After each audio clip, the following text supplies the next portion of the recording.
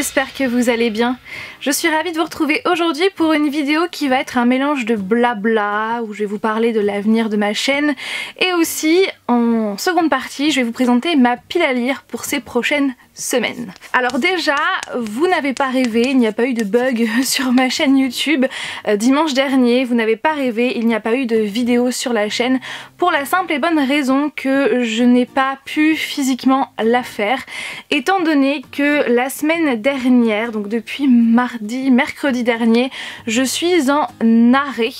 Alors pour ceux et celles qui ne le savent pas encore, je suis enceinte, donc je suis enceinte à l'heure actuelle de 6 mois et demi, presque 7 mois, et du coup je suis en arrêt pour une raison, voilà, que je garderai personnelle. En tout cas, quoi qu'il en soit, le résultat c'est que je suis en arrêt pour rester le maximum de temps allongé, voire semi-allongé, que je ne fasse pas d'efforts, que j'essaye de ne pas trop marcher, que je ne reste pas trop longtemps debout ni assise, voilà, que je reste un maximum de temps allongé ou semi-allongé. Donc pour ces prochaines semaines. Donc comme je vous l'avais annoncé sur Instagram, à partir donc d'aujourd'hui, il n'y aura plus de vidéos le dimanche sur la chaîne, et ce pour une durée indéterminée, puisque voilà, je ne peux plus faire de vidéos par semaine puisque ça me demande pas mal d'énergie. Je dois rester assise un certain nombre de temps pour tourner, et ensuite pareil pour faire le montage, pour rester assise à l'ordinateur. Donc clairement je ne peux plus faire de vidéos par semaine, donc ne vous inquiétez pas, pour le moment je le peux, donc je ferai une vidéo par semaine, donc à savoir celle du mercredi. Je garde la vidéo du mercredi, par contre plus de vidéos le dimanche jusqu'à nouvel ordre. Mais sinon ne vous inquiétez pas, tous les deux on va très bien, c'est vraiment par mesure de sécurité que je dois rester le maximum allongé ou semi-allongé. De toute façon je vous tiendrai toujours au courant sur Instagram si jamais il y a un jour, un mercredi, où il n'y aura pas de vidéo sur la chaîne pour XY raison. Je vous tiendrai au courant là-bas, ne vous inquiétez pas. Et puisque de toute façon ça va arriver à un moment donné où bien sûr l'accouchement va bientôt arriver, donc forcément il y aura un laps de temps où je ne pourrai plus faire de vidéo du tout, donc il n'y aura plus cette vidéo du mercredi. Donc voilà, ça va forcément arriver à un moment donné, mais ne vous inquiétez pas, je reprendrai les vidéos après ce laps de temps. Ce n'est que temporaire, puisque bien sûr YouTube fait partie de ma vie, c'est l'une de mes passions, j'adore partager avec vous, j'adore échanger avec vous, donc je n'ai pas envie de m'arrêter. Tant que ça me plaît et tant que ça vous plaît, c'est l'essentiel. Donc du coup je reviendrai, voilà, s'il n'y a plus de vidéos sur la chaîne, ça ne sera que temporaire, ne vous inquiétez pas. Mais en tout cas à ce jour, la vidéo du mercredi est maintenue. Et suivez-moi bien sur Instagram pour être au courant de plein de choses, voilà. Du coup, ce qui m'amène à la seconde partie de cette vidéo, je vais maintenant vous présenter ma pile à lire pour ces prochaines semaines, puisque je vais rester pas mal de temps allongée ou semi-allongée, donc du coup je vais avoir l'occasion de pas mal lire. Donc je me suis fixé 10 livres à lire pour cette pile à lire. Oui, vous entendez certainement les oiseaux chanter, je pense. Du coup je me suis fixé 10 livres à lire, et c'est vraiment l'objectif que j'ai, c'est de lire ces 10 livres, donc romans et comics. Du coup je vais commencer par les comics, et ensuite je vais vous parler des romans. Donc pour commencer, il y a ce comics là qui est dans ma pile à lire, à savoir Joker, l'homme qui rit, par Ed Brubaker, Greg Rucka, Doug Mahnke et Michael Lark. Je pense que je prononce très mal les noms, mais j'en suis désolée. Voilà, donc bien sûr qui parle de ce fameux Joker que j'adore, comme vous le savez, hein. Je dois vous avouer qu'en termes de résumé, je ne sais plus trop de quoi ça parle, mais en tout cas j'ai vraiment hâte. Et ces deux comics là qui viennent tout juste de sortir, dont j'avais tellement hâte qu'ils sortent vraiment. Donc tout d'abord Black Canary, donc c'est New Killer Star par Brendan Fletcher et Annie Wu, j'espère que je prononce bien. J'adore la couverture, donc bien sûr ce comics est centré sur Black Canary. En tout cas je ne sais pas vous, mais je trouve les couvertures juste canon. J'aime beaucoup aussi le format, et les dessins sont très bien réalisés.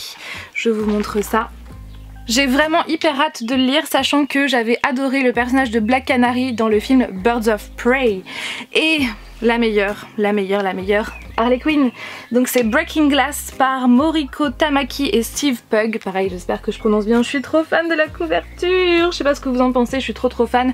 Et donc là on va suivre la jeune Harley Quinzel qui va débarquer seule dans l'une des villes les plus dangereuses du monde, à savoir Gotham City. Et donc elle a 15 ans et on va suivre ses aventures. Donc les deux, ces comics là sont des récits complets.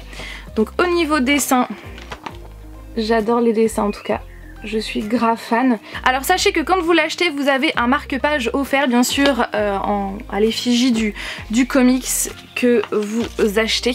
Et donc sachez qu'il existe donc pour cette collection là, il y a 4 romans graphiques qui sont sortis. Donc bien sûr Harley Quinn et Black Canary, il y en a un autre sur Raven de Teen Titan et un autre sur Catwoman. Voilà, mais c'est vraiment ces deux-là qui me faisaient grave de l'œil, surtout celui sur Harley Quinn, donc vivement. Alors maintenant parlons roman. Donc tout d'abord en ce moment je suis en train de lire Disparu de Darcy Bell, si je ne dis pas de bêtises, et du coup j'en suis à peu près à la moitié, donc je lis sur ma liseuse, la couverture ressemble à ça. Et en fait je voulais absolument le lire puisque j'ai vu le film L'ombre d'Emily et du coup je voulais absolument lire le livre, sachant que je vais prochainement vous parler de L'ombre d'Emily dans une vidéo qui va arriver prochainement sur les derniers films que j'ai vus. Alors c'est l'histoire de Stéphanie qui tient un blog sur internet où elle parle de sa vie de maman, son quotidien en tant que maman, des astuces de maman, etc. Stéphanie a une meilleure amie qui se prénomme Emily et Emily va demander un jour à Stéphanie d'aller chercher son fils à l'école puisqu'elle est en déplacement et qu'elle y reviendrait donc bien sûr chercher son fils chez Stéphanie un petit peu plus tard dans la soirée. Sauf que la soirée passe, la nuit passe, plusieurs jours passent et Stéphanie n'a pas de nouvelles d'Emily et pareil, le mari d'Emily n'a pas de nouvelles de sa propre femme. Donc où est-elle ? Qu'est-ce qui s'est passé? Et c'est vraiment un thriller hyper intriguant. Bon bien sûr je connais déjà le dénouement puisque j'ai vu le film. Et voilà, bon après je dois vous avouer que même si j'ai lu que la moitié à ce moment même, j'ai quand même une préférence pour le film. Autre thriller que je compte lire, c'est Notre Petit Secret par Rose Ney, j'espère que je prononce bien encore une fois, chez Hugo Thriller. Donc c'est l'histoire de Angela qui est interrogée par la police puisque la femme de son ex-petite amie a disparu et l'inspecteur Novak est persuadé qu'elle en sait davantage qu'elle ne veut bien le dire. Voilà, après je n'en sais pas plus puisque je dois vous avouer que ça fait un petit moment qu'il est dans ma pile à lire et j'ai pas envie de lire la suite du résumé. Je compte lire Hôtel Pennsylvania par Emily Brighton chez les éditions Lips & Co. Donc il me l'avait envoyé il y a quelques temps maintenant, je crois que c'était en fin d'année dernière et je ne l'ai toujours pas lu. En tout cas voilà, je les remercie de me l'avoir envoyé. Donc, une semaine avant Halloween, Joanne, journaliste pour le Philadelphia Reporter, est envoyée dans un hôtel censé être hanté pour enquêter sur une série de suicides qui ont lieu là-bas depuis presque un siècle. Afin de réaliser au mieux ses recherches, elle est accompagnée de l'énigmatique mais non moins sexy Caleb Wallace, chasseur de fantômes.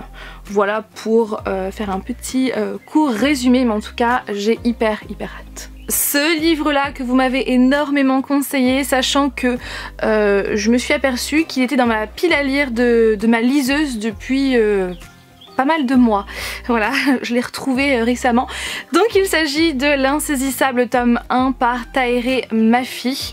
D'ailleurs sachez que c'est la femme de Ransom Riggs, l'auteur qui a écrit Miss Peregrine et les enfants particuliers, oui.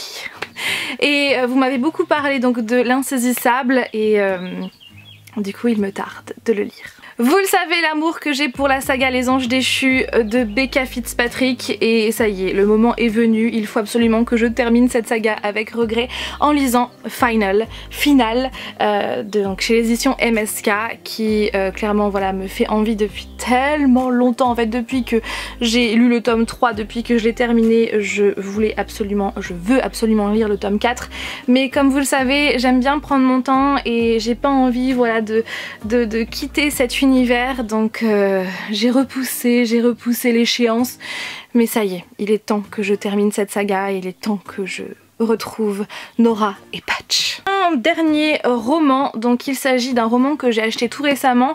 Il s'agit de Nos passés imparfaits, j'aime beaucoup le titre, par Danielle Rollins chez les éditions Michel Lafon. Je sais pas ce que vous en pensez, mais la couverture est juste trop canon.